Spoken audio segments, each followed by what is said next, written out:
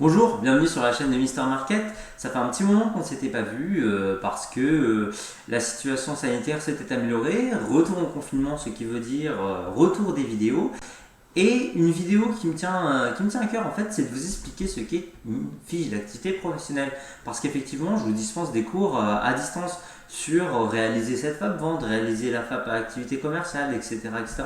Sauf qu'en fait, je me suis rendu compte qu'on n'avait jamais vraiment pris le temps de définir ce qu'était une vraie fiche d'activité professionnelle. Alors pour cela, je vous ai concocté un petit exemple avec un cours méthodologique assez simple.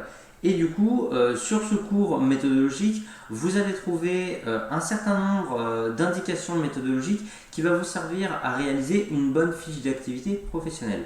Parce que FAP veut dire fiche d'activité professionnelle. Alors, qu'est-ce que c'est et à quoi ça sert? Une FAP, ça sert à faire le lien entre l'entreprise et ce que vous avez appris à l'école. Par exemple, à l'école, vous avez appris à vendre, notamment à travers les 4 étapes de la vente qu'on a vu dans une vidéo précédente. Vous avez fait une vente en entreprise.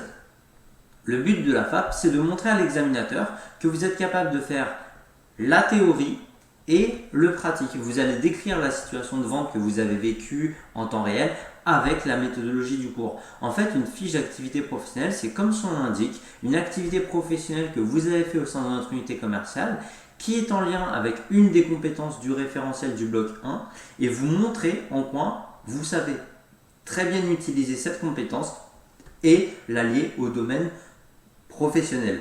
Alors, ces fiches chez nous, elles sont au nombre de 4, mais dans d'autres établissements, en fait, il n'y a pas de limite. Si vous faites 4, 6, 8, 10 fiches d'activité professionnelle, en fait, il n'y a pas de quota, il n'y a pas de plafond.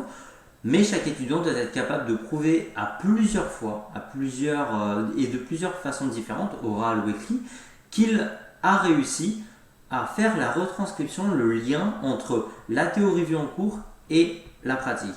Alors, ces fiches d'activité professionnelle, chez nous, elles sont au nombre de 4 et elles nous permettent évidemment de voir et de vérifier votre montée en compétences. Il y a 4 grandes compétences principales dans le BTS MCO. La première, c'est vendre dans un contexte omnicanal. La deuxième, c'est réaliser et exploiter les études commerciales. La troisième, c'est entretenir la relation client. Et la quatrième, c'est évidemment assurer la veille commerciale. Tout au long des 2 ans, vous devez réaliser des fiches d'activité professionnelle en lien avec ces 4 compétences que vous aurez vues en théorie en cours et que vous aurez mis en pratique en entreprise et que vous aurez retranscrit à travers une fiche d'activité professionnelle. Si votre établissement est en CCF, eh bien, en fait, chacune de ces fiches, elle sera notée de plusieurs façons, soit orale, soit écrite, et surtout, il y aura lieu à plusieurs corrections en fait, pour que la fiche d'activité professionnelle, quand vous compilerez tout ça dans votre fameux dossier de bloc 1 à la fin de l'année qui passera devant l'examinateur, eh bien chacune de ces fiches sera parfaite. Là où c'est pratique, c'est que chacune des fiches, eh bien, elle se découpe exactement de la même manière. Vous avez 3 parties à une fiche. La première, c'est celle qu'on appelle le cahier des charges, avec des sous-parties qui lui sont propres à chaque fois. La deuxième partie, c'est le cœur de la fiche, et en fait, c'est la réalisation de la mission.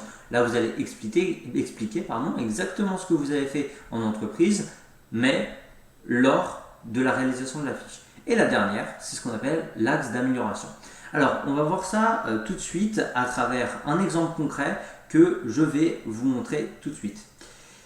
Cet exemple concret, il est là. Alors, vous avez tout d'abord la première de couverture, ici, avec le numéro de la fiche bilan. Est-ce que c'est la fiche 1, 2, 3, 4? Et vous prendrez bien soin de mettre une en-tête et un pied de page, très important dans la réalisation d'un dossier. Le titre de la matière, donc là nous sommes en développement de la relation client et de la vente conseil. Ensuite, apprenti, et ben ça c'est les informations vous, nom, prénom. De l'autre côté se trouve l'unité commerciale, la raison sociale, ça peut être une SARL, une SAS, une SASU, une URL, une URL. Bref, il y a plein de raisons sociales qui existent avec la dénomination qui lui est évidemment propre, son adresse et son code postal. Ensuite, on va parler de la mission. Alors, il y a 4 types de missions qui sont en dessous. Vous pouvez le voir là, compétences mises en œuvre. Vous recopiez le titre de la compétence mise en œuvre ici. Par exemple, cette fiche sous vos yeux, ça sera la fiche assurer la veille informationnelle. Vous mettrez ici assurer la veille informationnelle. Et du coup, il y a aussi une autre partie qui est la période. Donc la période, c'est la réalisation de cette mission. De quand à quand. Ensuite, on coche de façon très facile, puisque vous savez faire un système de cochage sous Word, j'imagine. Quelle compétence est mise en avant dans cette fiche? Et on passe à la page 2. Nous sommes donc à ce qu'on appelle le cahier des charges. Le cahier des charges, en fait, c'est pourquoi vous réalisez une mission et surtout les conditions dans lesquelles vous allez réaliser cette mission. La taille de l'équipe, le budget, etc. Dans la vie de tous les jours, quand vous montez un projet et que vous travaillez en projet, eh bien vous allez devoir créer ce qu'on appelle des cahiers des charges pour justifier de vos projets et attendre une validation de la direction ou une présentation devant vos collaborateurs. On écrit toujours en première partie un contexte. Qu'est-ce qu'il y a dans un contexte? Le contexte est différent selon chaque fiche, mais globalement on va y retrouver toujours les mêmes informations. Pour le contexte par exemple de la veille commerciale, on va expliquer pourquoi on doit faire une veille commerciale. Pour la vente, on va expliquer pourquoi on doit vendre. Et là en fait, cette partie nous permet de savoir si vous connaissez votre cours, tout simplement. Là, la réponse à pourquoi je fais une veille commerciale, pourquoi je dois entretenir la relation client, et bien toutes ces informations, elles sont dans votre cours normalement. Donc là, c'est juste aller chercher l'information dans votre cours. Ensuite, on va trouver des informations plus précises, je vais dire, sur votre fiche. Par exemple, là, quel est votre marché, quels sont vos principaux concurrents. Bref, un contexte, c'est là où vous écrivez tout ce qu'on doit savoir avant de lire la fiche. Quel est votre contexte? Quelle est votre entreprise? Quel est votre marché? Etc. etc. afin qu'on puisse se contextualiser dans la réalisation de votre fiche. Ensuite, on va toujours trouver le degré d'autonomie. Eh bien, est-ce que vous avez réalisé cette mission seul ou alors vous avez été sous la tutelle de votre maître d'apprentissage ou de votre manager? Ensuite, un petit peu différent, vous avez la taille de l'équipe. Ça, c'est combien de collaborateurs vont participer à la réalisation de cette mission. Vous pouvez très bien réaliser une mission tout seul. Par exemple, j'ai fait une vente, voilà, j'étais tout seul. Mais par exemple, pour une veille commerciale, vous pouvez dire, on était à peu près entre 3 et 4 à faire cette veille commerciale. Lui s'est occupé de cette partie-là, lui s'est occupé de cette partie-là, etc., etc. Toujours en mode projet et dans une fiche, vous avez des objectifs. Les objectifs, ils sont au nombre de 2. Vous avez le premier objectif qu'on appelle les objectifs qualitatifs et le deuxième, les objectifs quantitatifs.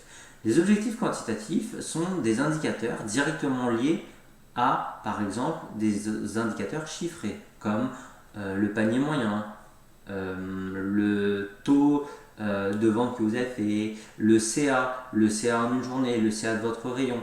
Avec votre fiche, combien vous espérez atteindre d'objectifs si vous mettez en place ce que vous allez mettre en place dans les préconisations managériales. Et les qualitatifs, c'est ce qu'on appelle la QS, la qualité de service notamment. Quels sont les indicateurs? Vous avez la fidélisation, donc vous voulez une augmentation de la fidélisation de temps, une augmentation de la satisfaction, une augmentation du nombre de cartes de fidélité faites, une augmentation, de la satisfaction client, etc. etc.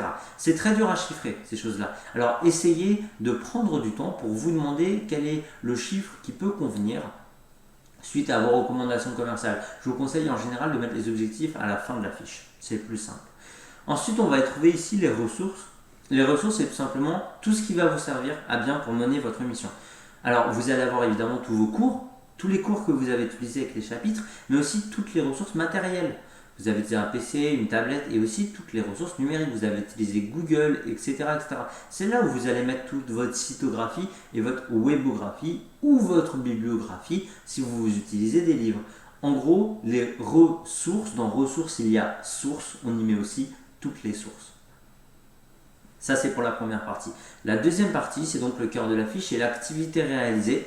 C'est là où vous allez suivre les sous-étapes dont je vous parle à chaque fois quand on parle de la réalisation d'une fiche d'activité commerciale, afin de montrer que vous maîtrisez la compétence en question.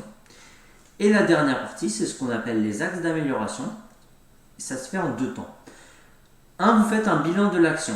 C'est-à-dire quels sont, sous forme de conclusion, les principaux éléments que vous avez vus dans votre mission. En fait, faites une conclusion de votre fiche. Voilà, j'ai vu ça, j'ai vu ça, j'ai vu ça, j'ai vu ça. C'est un bilan, une conclusion de votre fiche et votre préconisation managériale suite à cette fiche. La deuxième partie, c'est un travail sur vous-même, c'est un travail d'introspection. Qu'est-ce que vous auriez mieux fait avec cette fiche avec plus de temps par exemple.